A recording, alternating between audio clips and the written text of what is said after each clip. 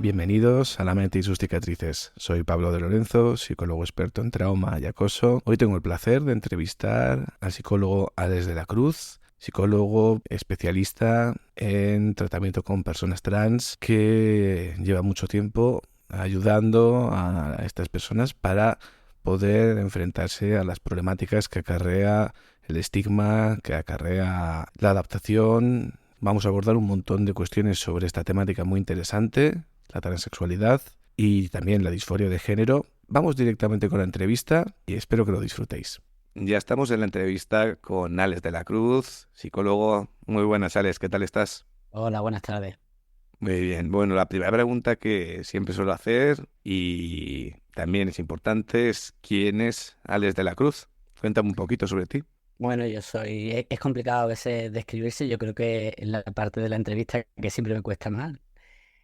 Soy psicólogo sanitario, también soy integrador social, experto en psicología afirmativa LGTBIQA+, y bueno, llevo mm, 15, 17 años trabajando con el colectivo trans y sus familias. Me movió, la psicología siempre me ha gustado, me ha parecido súper interesante, pero bueno, el campo en el que yo me he ido dirigiendo ha sido siempre al colectivo trans porque, bueno, soy una persona trans y entendía que era importante que esos conocimientos que iba adquiriendo sobre la psicología pues Claro, pudiera ayudar, ¿no? Al resto del colectivo. o sea, lo que tú has ido aprendiendo, transmitirlo y facilitar un poco el que otras personas lo vivan Acompañar. mejor. Sí. Bueno, la primera pregunta, que creo que es muy interesante, es ¿qué es la transexualidad? Bueno, yo creo que es una pregunta importante para iniciar en la entrevista porque creo que cuando entendemos esta pregunta, después todas las demás van a ser mucho más fáciles de entenderla, Ujú. ¿no? Una persona trans es aquella a la que se le asigna el sexo mujer o hombre en función de los genitales y no se siente identificado con esa asignación, ¿no? Sí, una persona trans, pues eso, una persona que le dicen que es chico o chica y realmente, pues bueno, esa etiqueta no corresponde con su identidad. ¿Por qué digo que es importante esta pregunta? Porque realmente siempre entendemos la transexualidad o se escucha, ¿no? Que son personas que se sienten hombres o que se sienten mujeres, pero que en Mm. realidad han nacido, ¿no? De hombres o mujeres en función de los genitales y realmente no es una cuestión de sentir, sino de ser, ¿no? Entonces, todos somos, todas las personas somos y en consecuencia sentimos, pero no es al contrario, sino empiezan los males entendidos de las personas cis, que son las personas no transexuales, son las personas que ¿no? Que son lo verdadero, lo real, lo que debería de ser, y los demás se valida, pero si es que se valida, pero es algo que es como sentido, ¿no? Y la identidad sexual es subjetiva para todos, no solamente para las personas trans. Es decir, todos nos identificamos desde la manera subjetiva.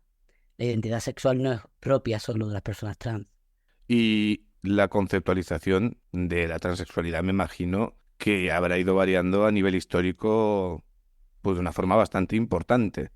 Actualmente la situación es bastante más cuidadosa. Me da la sensación que como ha podido ser en épocas históricas previas con injusticias, castigos. Claro, bueno, al inicio la transexualidad se entendía como un trastorno y bueno, como tal, pues se intentaba remediar, curar, encauzar, ¿no?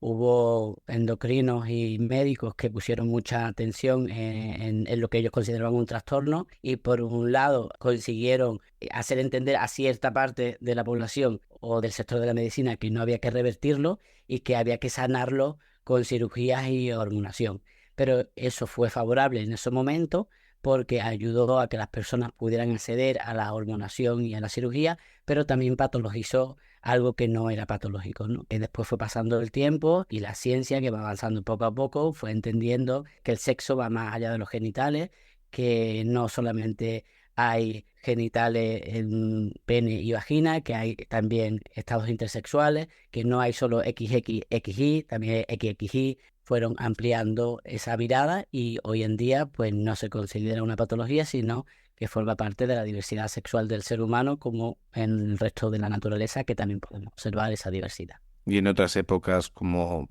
la antigua Roma o en momentos históricos anteriores, esto se ocultaba, se estigmatizaba a niveles extremos.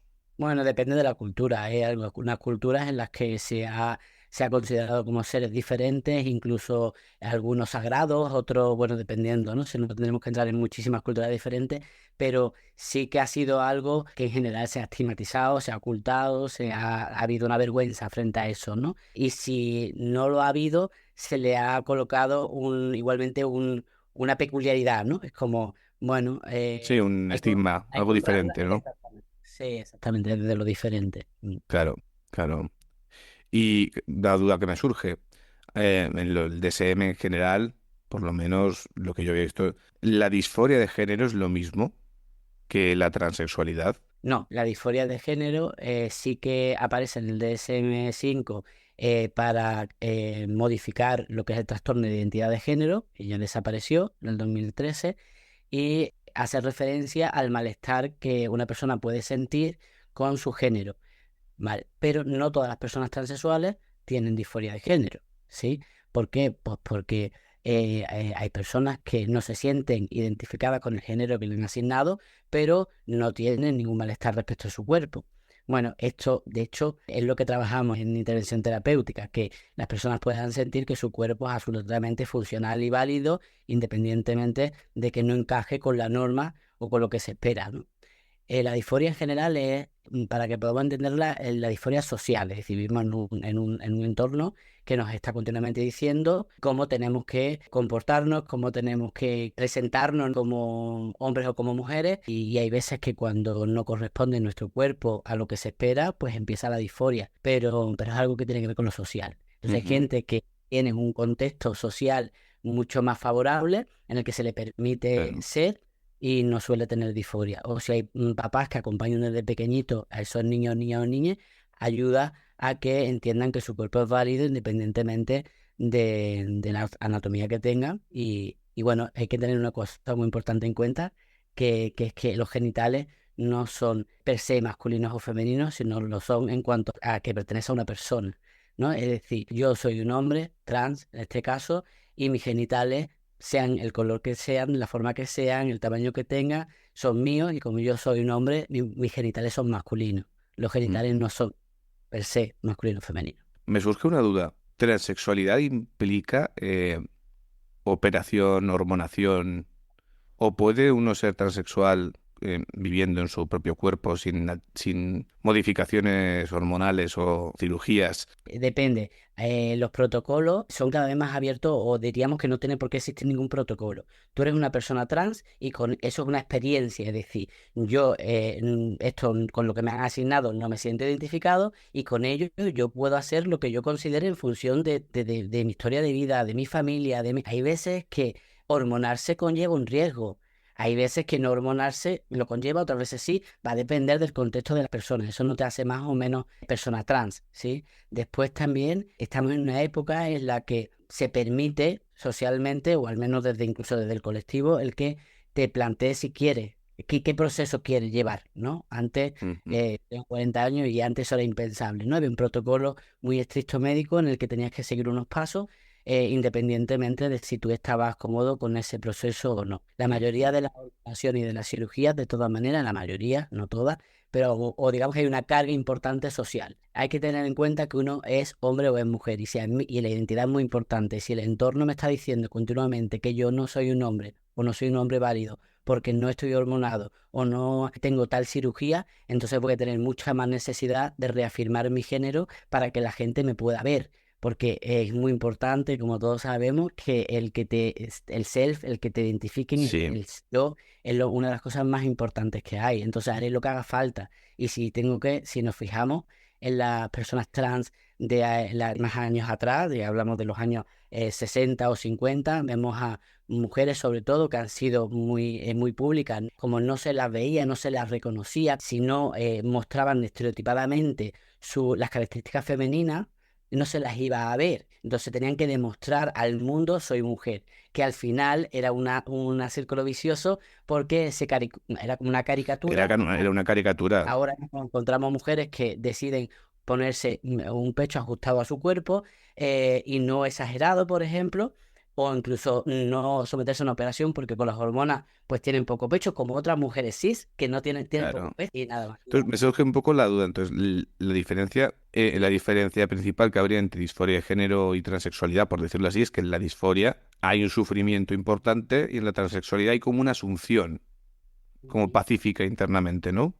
Claro, la disforia de género es un malestar que no tiene por qué estar, no es inherente, que genera sufrimiento y que va a ir en función del contexto en el que tú te muevas, cuántas fortalezas tienes internas también, recursos propios y recursos del entorno, y eso va a variar, claro. Ujú. Y en la transexualidad per se, si la persona está convencida y no y simplemente dice, bueno, yo me siento así, pero tengo X impedimentos, no hay tanto sufrimiento como en una disforia de género en sí. Bueno, sí, depende. Si Vale. yo lo asumo, pero lo asumo desde una defensa, pues, una protección.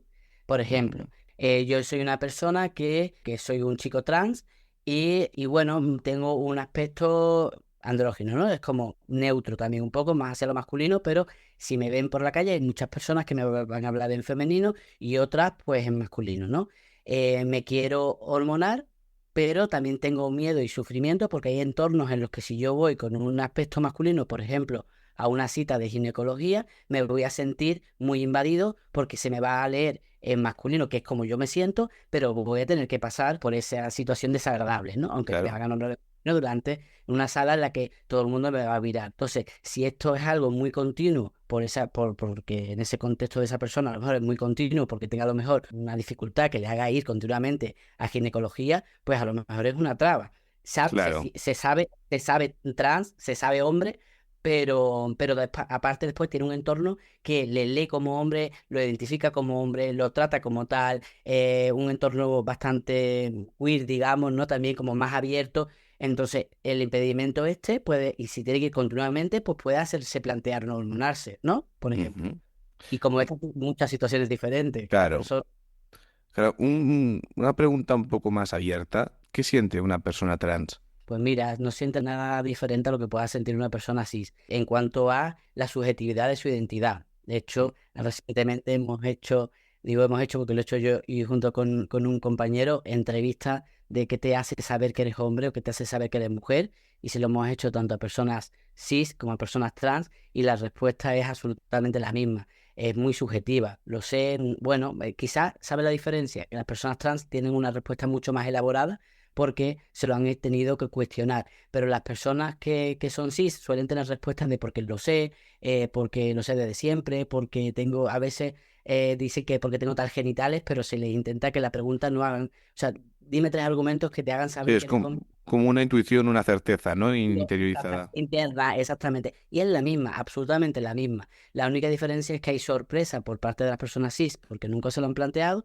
y agotamiento de las personas trans por repetir continuamente lo mismo, ¿no? No hay diferencia. La diferencia que hay es en el estar continuamente justificando tu identidad, ¿no? Tú te sabes hombre, te sientes hombre, entiendo, estoy presuponiendo, ¿no? Porque ya hemos hablado y eres una persona Ujú. cis, que no has tenido que estar continuamente teniendo que justificar aquello que tú estás sintiendo. Las personas trans sí lo tienen que hacer continuamente, pero esa es la Claro, única diferencia. Y por eso decía al inicio de la entrevista que lo importante es el ser. Cuando uno entiende que todos somos, tanto personas cis como trans, si hacemos si tratamos de hacer la diferencia de unos son y otros sienten, entonces sí empezamos a dudar, bueno, ¿y cómo será cómo siente una persona trans? claro. ¿No? Porque claro, no son en realidad, ¿no? Es como, esto sin querer tiene esa connotación Sí, detrás. sí, sí, claro, claro. Pero cuando vemos que, pues de la misma manera, porque no hay nada diferente, porque los genitales no determinan la identidad. Si lo determinaran, ¿qué pasaría si un hombre cis pierde los genitales, por ejemplo, en un accidente de tráfico, ¿no? seguiría percibiéndose de la misma manera. Es decir, no lo determina. Yo sé que es complejo y tenemos poco Ujú. tiempo. Es que, sí, no, es que tiene un toque de complejidad muy interesante, realmente. O cómo se conceptualizan las personas que antes llamábamos con hermafroditas, que tenían Ujú. una genitalidad desarrollada parcialmente o que tengan los dos componentes. Pero bueno, esto para otro momento porque si no nos da el tiempo. ¿Qué opinas de las terapias? Esto se da mucho en Estados Unidos, yo creo. Terapias de conversión, como las que se han aplicado hasta hace poco para curar la homosexualidad, que se daban en algunas iglesias, bueno, principalmente por temas, se metía mucho el tema religioso, pero bueno, entiendo que eso ha existido y seguirá existiendo seguramente en la actualidad de forma solapada, medio oculta. ¿Os encontráis mucho con esto? Bueno, yo especialmente no me encuentro con muchas terapias o sea, no me vienen muchos pacientes que vienen de haber recibido este tipo de terapia. Evidentemente existen, pero es verdad que por mi experiencia eh, personal o profesional no me llega Ujú. este tipo pero sí que me llegan un montón de casos en los que terapeutas hacen preguntas intrusivas, invasivas, o no terminan de ver a la persona como un hombre o una mujer, hasta que haga una serie de cambios y yo visualmente vea, ¿no? Si me viene, por ejemplo, una persona, un chico, y tiene apariencia todavía más femenina, pues como que a las personas les cuesta hasta que yo no lo vea, ¿no? ¿Sí?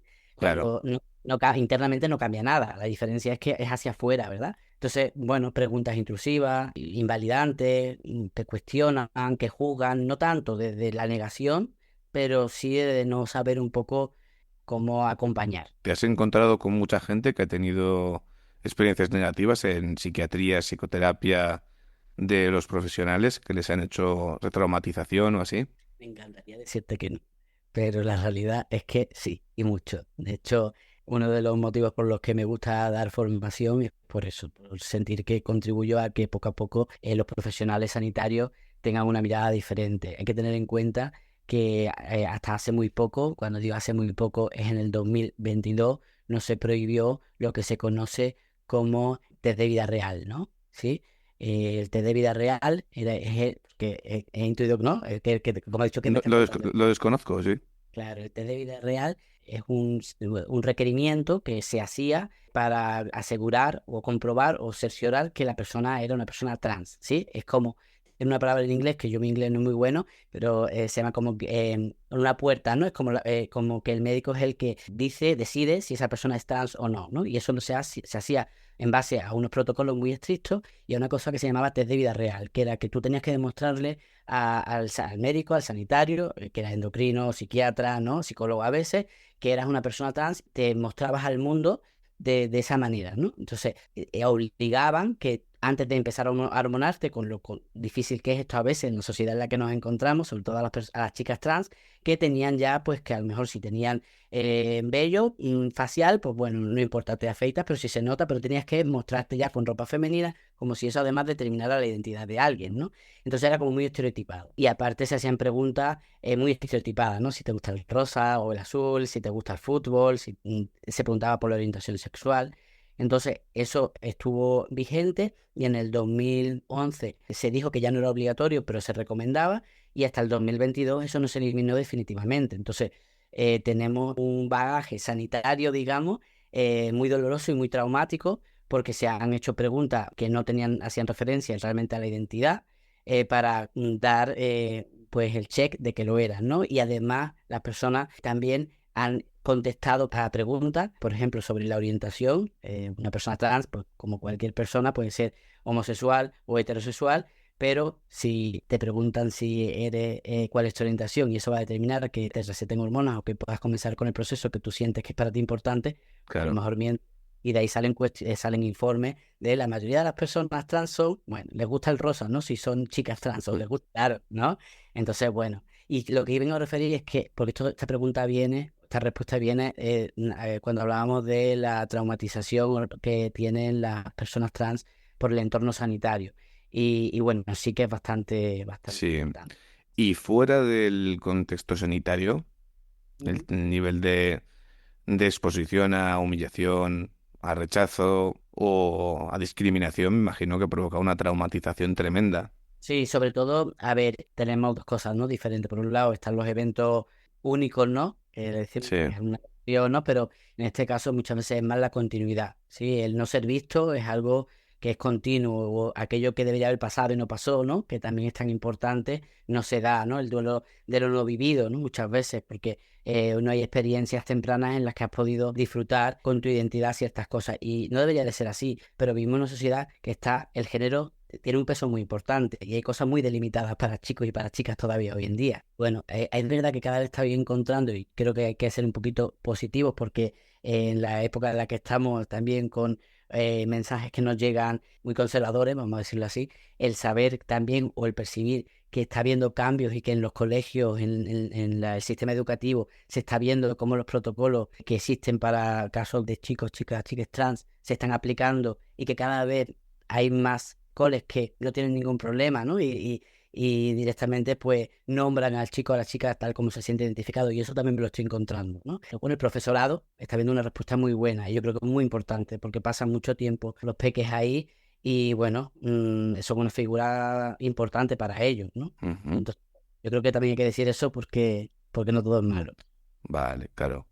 Y una pregunta que es un poco tabú también, pero creo que es importante. ¿Crees que la transexualidad puede ser una consecuencia de trauma temprano de alguna manera?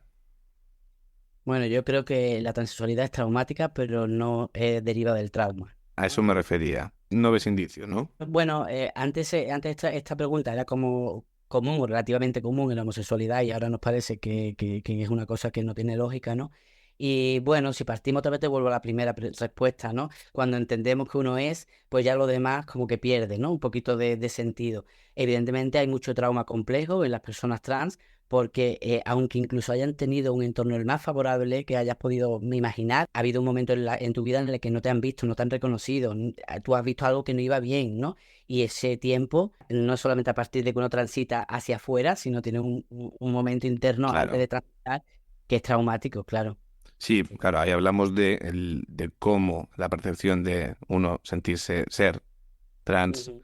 se vive como una carencia de pertenencia y de sentirse visto. Realmente el ser una persona trans en esta sociedad no es algo, digamos, que no lo ponen fácil, ¿no? Es decir, creo que es difícil que alguien decida, o incluso si fuera traumático, es algo, bueno, lo veo muy complicado.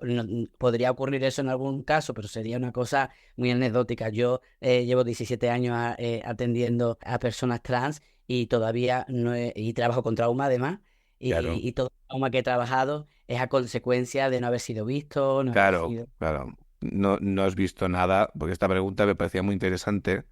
Sí, no hay ningún problema. Eh, no has visto prácticamente que haya disparadores o elementos que hayan llevado a la persona a sentirse así, sino que Todo es algo que es así y genera trauma es exacto. por no sentirse visto. Hace tiempo, o hace no mucho, hubo una noticia que era bastante sonada de una demanda contra un psiquiatra británico que debió permitir una hormonación y proceso quirúrgico en una persona que luego se arrepintió.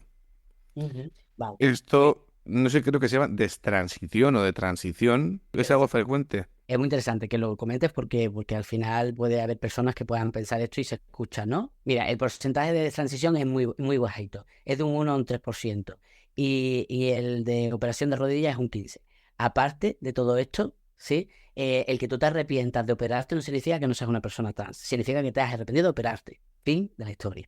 Quiere decir, me puede salir mal una operación, ¿no? Y no estar descontento, o tengo que estar contento porque me he operado porque soy trans, ¿no? Me puede acarrear un problema de salud importante, hacer una vaginoplastia, por ejemplo, porque me han operado fatal. De hecho, Claro, tengo eso la paciente, eso quiero preguntar después. O sea, porque si claro, es, ya te lo he adelantado. Y luego, aparte, también hay que tener en cuenta una cosa. ¿A qué se le llama destransición? Porque estamos hablando desde lo que tú ves desde fuera como persona cis. Pero yo decido mi camino y yo puedo seguir siendo una persona trans. Aparte, el mayor porcentaje de destransiciones tiene que ver con lo social, con presiones sociales. Hay un montón de estudios que hacen referencia a esto, ¿no? A presiones sociales, a sentir un rechazo absoluto por la familia, a sentirse abandonado. Y bueno, hay una cosa que es muy importante, que es la identidad. Y la otra cosa más importante que hay es lo social. Somos seres sociales. claro. Y Yo creo que todos los que trabajamos con personas vemos lo importante que es el sentirse perteneciente, ¿no? Y si yo no tengo lugar, no tengo espacio seguro, pero ya te digo, igualmente sigue siendo un 1 o 3% y hay un montón de situaciones en las que hay más arrepentimiento, bastante más porcentaje del que no se habla.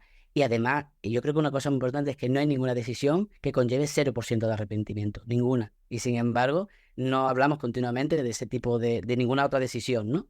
O yo no conozco ninguna, que esta decisión nadie jamás se confunde, se equivoca, se arrepiente. Sí, no, no, Oye, para no todo, solamente eso, para todo puede haber dudas en general. claro, y menos mal, ¿no? Y es más, por otro lado, puede haber arrepentimiento y eso no significa que haya, no Claro, sea la persona.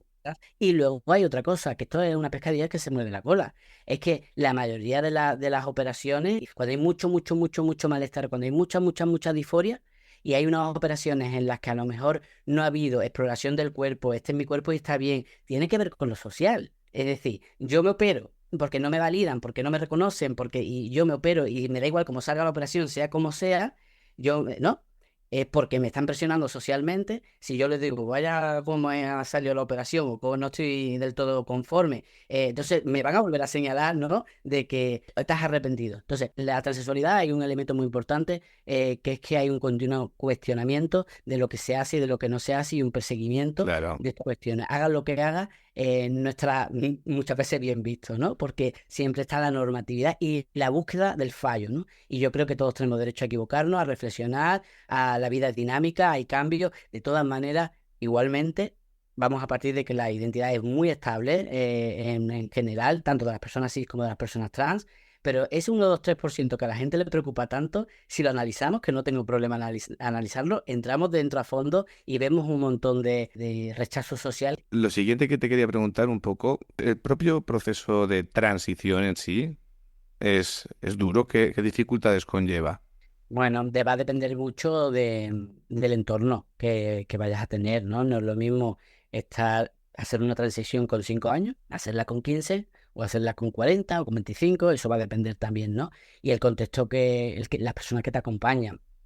Difícil, bueno, en general, diríamos que es difícil y a partir de ahí pues será difícil, muy difícil o muy, muy difícil, ¿no? Pero no fácil. Bueno, yo creo que hay pocos casos en los que sea fácil porque todavía la sociedad no está preparada y aunque tú tengas un entorno reducidito, ¿no? De tu familia, tu entorno, cuando sales ahí a exponerte a otros lugares, pues Claro, puede ser difícil. a nivel quirúrgico, por ejemplo, tiene que ser bastante complicado, ¿no? Los posoperatorios, ciertos riesgos. ¿Es más sencillo de lo que parece o realmente sí que es doloroso, es un proceso continuo de mantenimiento?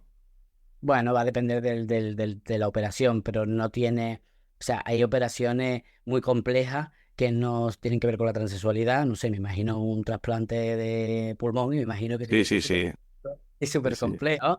Pero claro, sí, claro que como cualquier cirugía tiene su proceso, pero tiene su tiempo de postoperatorio de 1 mes, 2 meses. Las chicas trans muchas veces más, con la vaginoplastia, así que están quizá casi 1 año muchas veces pues con rehabilitación para que pueda, al final es un músculo, ¿no? Y Claro. que y necesita pues que aprenda a expandirse, bueno, y todo tiene que hacer una serie de ejercicios. Pero no creo que sea mayor, llama como mucho la atención, pero si la comparamos con cualquier otra No, operación no, hombre, sí, sí, hay cosas mucho más complicadas, pero claro, no lo sé, yo no soy médico, pero me imagino que hay algunas que tienen bastante, más bastante. riesgos, sí. ¿Me podrías decir un par de mitos que sigan vigentes, que no hayamos mencionado, pero que crees que son importantes?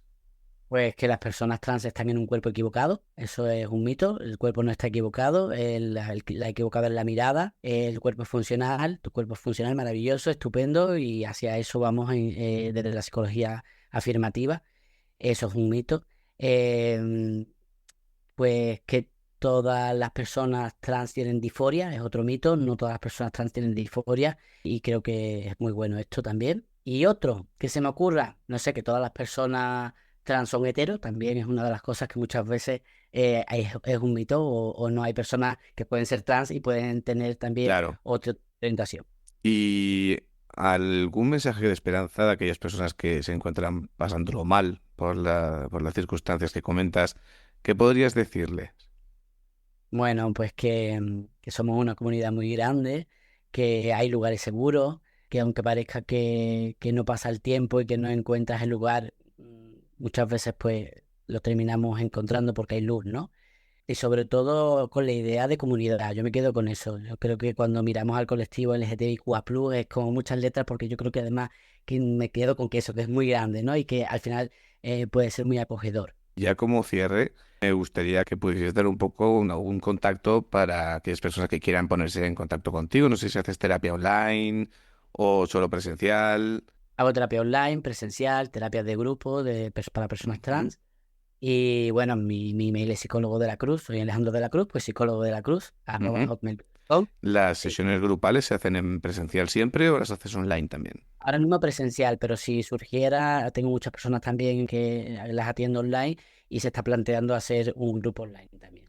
Muchísimas gracias, Alex, por esta entrevista tan agradable. Un Gracias. saludo. Un abrazo. Y hasta aquí llega el episodio de hoy. Recordad que tenéis el correo electrónico lamentesysuscicatrices@gmail.com para cualquier duda o sugerencia de tema. Muchas gracias por estar ahí, por escuchar y nos vemos en el próximo episodio.